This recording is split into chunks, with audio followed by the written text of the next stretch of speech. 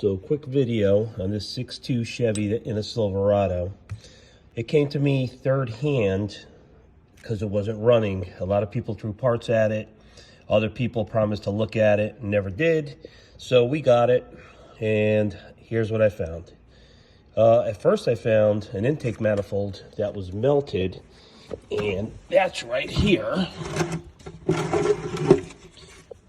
As you can see, it's melted right there. So we ordered a new manifold. We got the truck running. We noticed that it was barely running. So we did a compression check, and this was number 7 cylinder, dead. Fed air to it, and found that the exhaust valve was leaking. Further looking at it, I noticed that the spring was fractured and weak. So I could have done it in the truck, but I didn't. I took the head off, wanted to make sure the valve didn't hit the piston or vice versa. And basically it didn't. So we're gonna take a chance here because we have no idea what else is wrong with this motor. So basically I cleaned up and I lapped the valve. It looks a little dirty, that's only because it's got oil on it.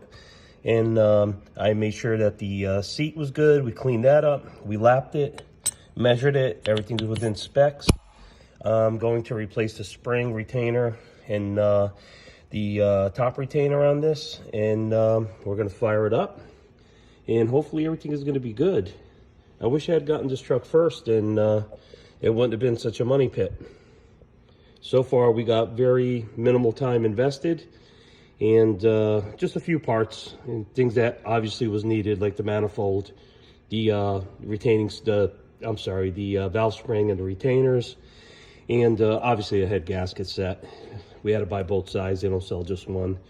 So I'll get this together, and hopefully we get this thing running, and it'll be budget friendly, and at least it'll run for a few more years, and then the gentleman could decide what he wants to do with it, put another motor in it or whatever. You know, he loves the truck and he's on a budget, and we're trying to help him.